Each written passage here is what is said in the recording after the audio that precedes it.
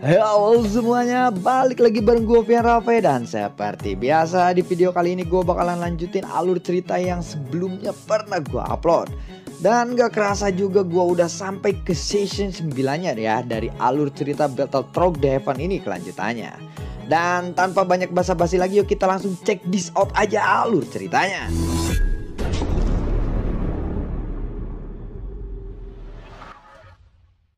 Di episode sebelumnya, setelah kelompok Xiaoyan berhasil memasuki rintangan berikutnya, di sini mereka bertemu dengan sosok binatang buas. Xiao Zhan pun yang terlalu pede dengan teknik gunung hitamnya, dia langsung menyerang binatang buas itu. Namun sayangnya, serangan Xiao Zhan kali ini gagal. "Apa? Seranganku gagal?" ucap dari Xiao Zhan. Binatang buas itu pun segera membuka mulutnya dan menembakkan api ke arah tim Fearless.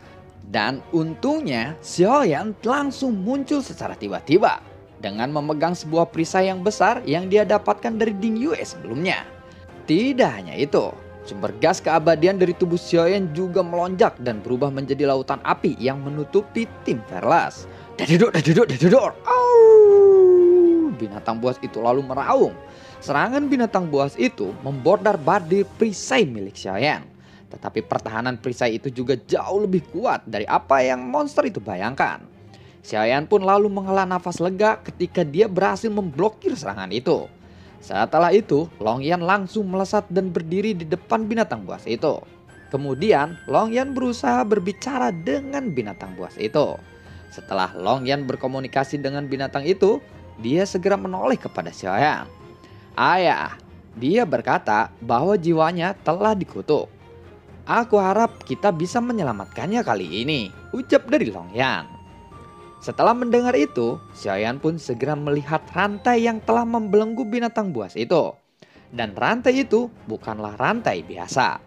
Ada ukiran segel kutukan yang tercetak pada rantai itu. "Lalu bagaimana cara kita untuk menyelamatkannya?" tanya dari Xiaoyan. "Sebentar ayah," dia juga berkata, "kita bisa mencapai puncak lapisan ini. Di sana ada cara untuk menyelamatkannya. Di lapisan ke-32 kita bisa meningkatkan kekuatan kita. Tetapi di lapisan ke-33 ada musuh yang berkekuatan selevel dewa menunggu kita di sana," ucap dari Longyan. Mendengar itu pun semua orang lalu terkejut. "Apa? Selevel dewa?" ucap dari orang-orang. Setelah itu Longyan lalu berkata lagi, "Baiklah ayah, jika ayah tidak bersedia, kita mungkin hanya perlu masuk ke lapisan ke-32 saja. Lalu kita keluar dari tempat ini," ucap dari Longyan. "Xiaoyan, aku rasa kita tidak perlu mengambil resiko. Lagi pula kita sudah mendapatkan kunci lempengan pusat bukan?" ucap dari Rancang. Xiaoyan masih ragu-ragu. Dia tidak mau mengambil risiko, namun dia juga telah berjanji kepada Suizuer untuk membawanya ke lapisan puncak untuk mendapatkan catatan milik ayah Suizuer. Lalu Suizuer pun berkata, "Xiaoyan, jangan khawatir. Baik kekuatan Gunung Dewa Putih maupun Gunung Dewa Hitam berada di pihak kita saat ini. Jadi para prajurit kota Tianzi pasti akan tunduk kepada kita. Karena pemilik kota Tianzi sebenarnya adalah ayahku." Lalu Gunung Dewa Putih yang berada di telapak tangan Suizuer saat ini memang berbeda dengan Gunung Dewa Hitam milik Xiao Zhan. Tetapi bentuknya hampir sama.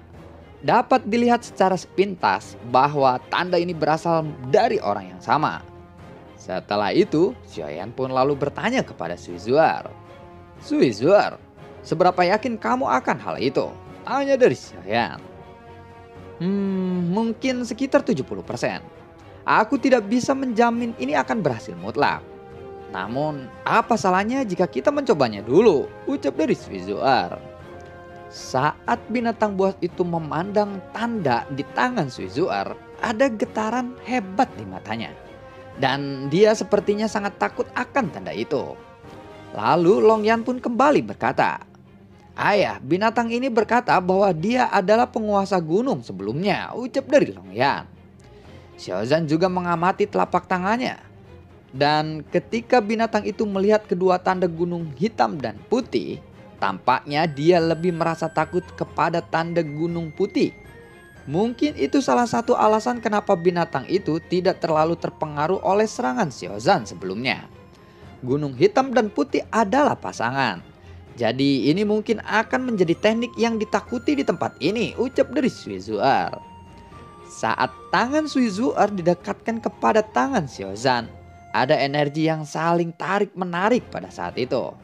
Sayangnya, meskipun aku bisa menggunakan teknik Gunung Dewa Putih, tetapi aku masih belum bisa sepenuhnya mengendalikan kekuatan ini. Jadi penggabungan kekuatan ini masih belum bisa dilakukan saat ini, ucap dari Suizuer. Lalu Longyan pun berkata, binatang itu berkata jika dia bisa lepas dari kutukan ini, dia bisa menyelamatkan semua jiwa yang berada di kota Tianzi ini, ucap dari Longyan. Kamu merasa sangat yakin kali ini. Aku hanya bisa berharap kamu bisa mengendalikan kekuatan itu secepat mungkin. Kalau begitu mari kita bergerak dengan cepat. Aku khawatir tim yang lainnya telah menemukan kunci dan mereka sudah bergegas masuk ke lempengan pusat, ucap dari Xiaoyan. Setelah beberapa saat, akhirnya mereka pun tiba di lapisan ke-32. Tidak ada bahaya di lapisan ini. Namun pada saat mereka menghirup awan berwarna emas di lapisan ini, sumber gas abadi mereka pun langsung terisi. Xiaoyan lalu berkata, "Hei, sepertinya di lantai ini benar-benar memberikan peningkatan kekuatan kita secara cuma-cuma," ucap dari Xiaoyan.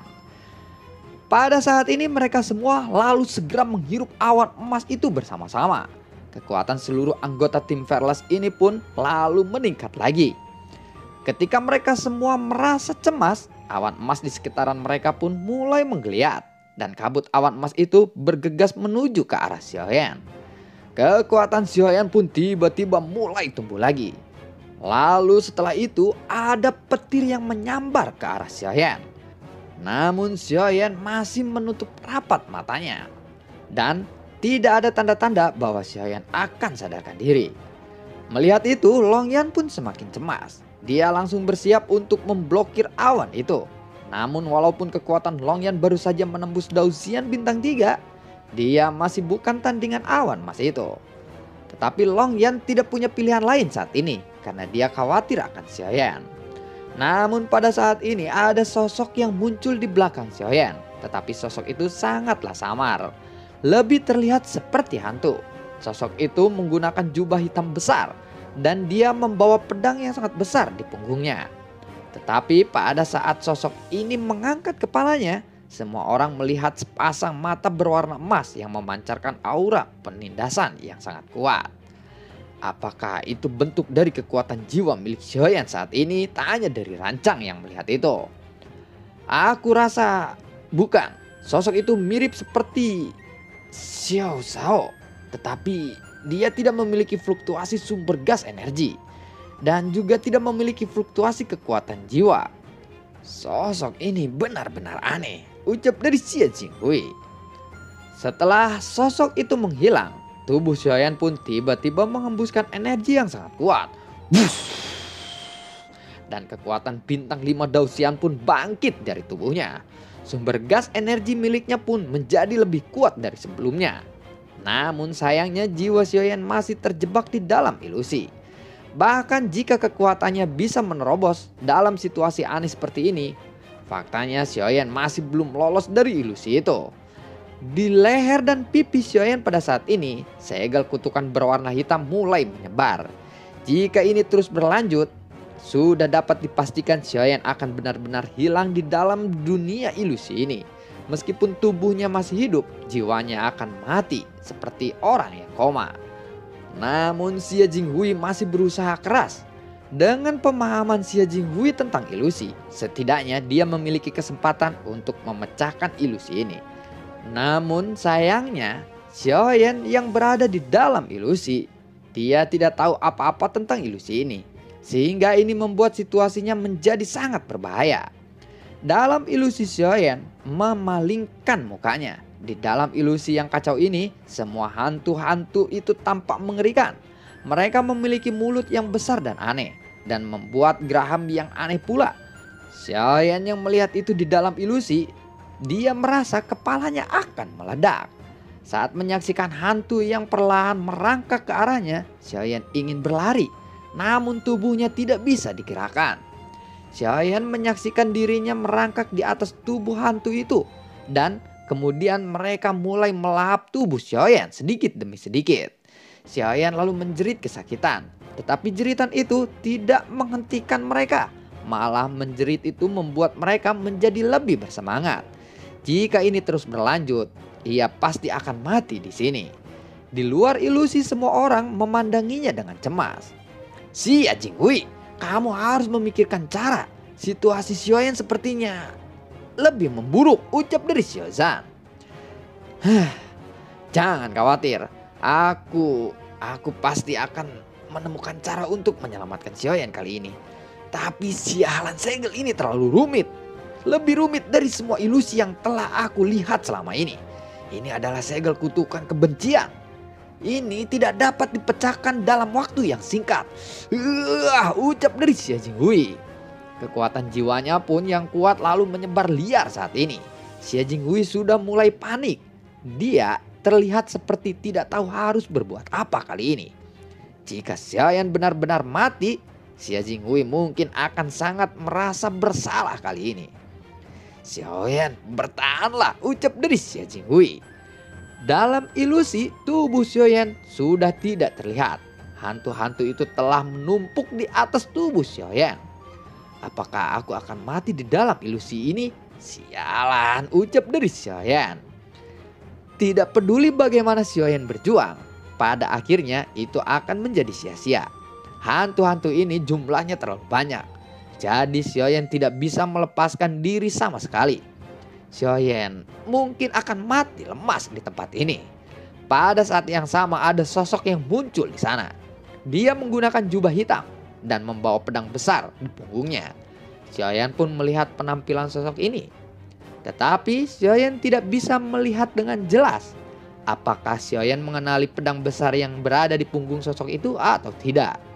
Lalu siapakah dia? Sosok itu pun lalu menoleh. "Xiaoyan, bangunlah," ucap dari sosok itu. Mata Xiaoyan pun lalu melebar dan dia ingin melihat sosok itu dengan jelas. Namun tepat ketika Xiaoyan hendak melihatnya, pikirannya tiba-tiba kosong dan matanya menjadi lebih redup. Dengan sedikit getaran, Xiaoyan perlahan membuka matanya. Rasa sakit di kepalanya pun berangsur-angsur menghilang. Penglihatan matanya pun menjadi semakin jelas. Dan semua orang dari tim Fearless mengelilingi Xiaoyan pada saat ini. Xia Jinghui pun lalu memanggilnya dari samping. "Xiaoyan, apakah kamu baik-baik saja?" tanya dari Xia Jinghui. Setelah kesadarannya benar-benar jernih, mata Xiaoyan pun akhirnya terbuka lebar. Adegan yang baru saja terjadi masih berputar-putar di benak Xiaoyan. Sayangnya, Xiaoyan pada akhirnya tidak berhasil melihat penampilan sosok yang menyelamatkannya di dunia ilusi. Tetapi Xiaoyan merasa bahwa sosok itu seperti dirinya sendiri. "Apa yang baru saja terjadi?" tanya dari Xiaoyan. "Xiaoyan, apakah kamu berhasil menerobos ke Dausian bintang 5 kali ini?" tanya dari Rancang. Lalu Xiaoyan pun mencoba kekuatan baru di tubuhnya itu. Dan memang benar, tubuhnya saat ini memancarkan sumber keabadian yang sangat kuat. Bahkan Xiaoyan sendiri tidak tahu ketika dia berhasil menerobos. "Aku sudah mencapai Dausian bintang 5, ucap dari Xiaoyan dengan sedikit linglung untuk sementara waktu. Dia masih tidak sadar dengan apa yang terjadi pada jiwanya sebelumnya. Dia terjebak di dalam fantasi. Bagaimana bisa kekuatannya berhasil menembus ke bintang 5 Dausian seperti ini? "Aku benar-benar tidak tahu apa yang terjadi kali ini." Xiaoyan masih mencoba untuk mengingat-ingat sesuatu dengan wajah kebingungan. Xiaoyan mengira mungkin saja Rancang yang telah membantunya untuk menghentikan awan Xiazi. "Xiaoyan, awan Xiazi bintang 5-mu sedikit aneh. Setelah petir menyambarnya, ada sosok yang terlihat seperti dirimu muncul di belakangmu. Dan kemudian awan Xiazi itu menghilang," ucap dari Rancang. "Hah? Bisakah kamu menggambarkannya sedikit spesifik?" ucap dari Xiaoyan. Sosok itu menggunakan jubah hitam dan pedang besar di belakangnya. Aku juga tidak bisa melihat dengan jelas saat itu. Aku hanya bisa melihat bahwa mata sosok itu berwarna keemasan dan ada pedang besar di punggungnya. Sosok itu benar-benar terlihat seperti dirimu yang lain. Namun anehnya, sosok itu memunculkan aura mengintimidasi dan kemudian sosok itu pun lalu menghilang, ucap dari Lancang. Semua orang pun lalu mengangguk menyetujui ucapan Lancang itu. Seperti itu ya, apakah sosok itu penguasa pavilion ini? Tanya dari Xiaoyan yang menduga-duga. Ya, aku juga berpikir seperti itu. Meskipun aku tidak bisa merasakan kekuatan jelasnya. Sepertinya kekuatannya telah mencapai dewa perang, ucap dari Rancang. Xiaoyan tidak banyak berpikir lagi tentang hal itu. Setelah berhasil keluar dari ilusi, suasana hati dan perasaan Xiaoyan pun semakin membaik. Di lapisan ke-32 ini, kekuatan semua orang telah ditingkatkan. Tetapi jika dibandingkan dengan tim aliansi dewa, kemungkinan peningkatan kekuatan ini masih kurang. Karena sebelumnya, Jiangya telah memasuki tempat warisan dan kekuatannya sudah mencapai Dausian bintang 6 pada saat itu. Dan setelah dia memasuki tempat warisan itu, dia pasti juga telah meningkatkan kekuatannya. Jadi sekarang Xiaoyan tidak tahu bagaimana kekuatan Jiangya pada saat ini. Xiaoyan lalu berkata, kalau begitu mari kita pergi ke lapisan atas. Kita sudah terlalu lama di tempat ini, ucap dari Xiaoyan. Tim Verlas pun yang dipimpin oleh Xiaoyan perlahan-lahan berjalan menuju lapisan ke-33 dan bersiap dengan tantangan selanjutnya. Setelah beberapa saat pun mereka akhirnya tiba di lapisan ke-33. Langkah semua orang pun melambat di tempat ini. Dan mereka bisa merasakan bahwa suasana di tempat ini sedikit menegang. Lapisan ini jauh lebih luas daripada lapisan-lapisan sebelumnya. Dan terdengar suara musik yang merdu yang menyebar di seluruh ruangan ini. Di ujung sana ada sosok yang sedang duduk. Ujung jarinya pun berdenyut mengikuti lantunan-lantunan yang indah. Xiaoyan pun sedikit terkejut ketika melihat ini. Saat Xiaoyan ingin berbicara, tiba-tiba ada energi yang menekan mereka semua pada saat ini. Semua orang pun langsung berlutut seketika dan seluruh tubuh mereka terasa sangat sakit. Xiaoyan meskipun dia tidak dipaksa untuk berlutut seperti orang lain, kaki Xiaoyan bergetar. Bahkan mungkin dia tidak bisa bertahan lama terus berdiri seperti ini. Pada saat ini wajah Suizuer juga terlihat sangat pucat. Dia berusaha mengangkat telapak tangannya. Ketika Xiaozan melihat ini, dia juga berusaha mengangkat tangannya. Sepertinya mereka berdua akan menggabungkan teknik gunung hitam bersama-sama. Mereka baru saja melihat sosok itu dan sosok itu pun belum melakukan apa-apa. Tetapi ada energi yang begitu kuat yang membuat mereka sampai berlutut. Bahkan Xiaoyan pun merasa kesakitan dan tidak bisa menahannya lagi. Kekuatan yang sungguh luar biasa. Lalu ketika dua gunung dewa hitam dan dewa putih muncul, ruangan di sini sedikit bergetar. Ketika sosok itu melihat kedua gunung itu, dia pun tertawa. Akhirnya, sudah lama aku menunggu saat-saat seperti ini, ucap dari sosok itu. Dan tekanan yang kuat itu pun tiba-tiba lenyap seketika.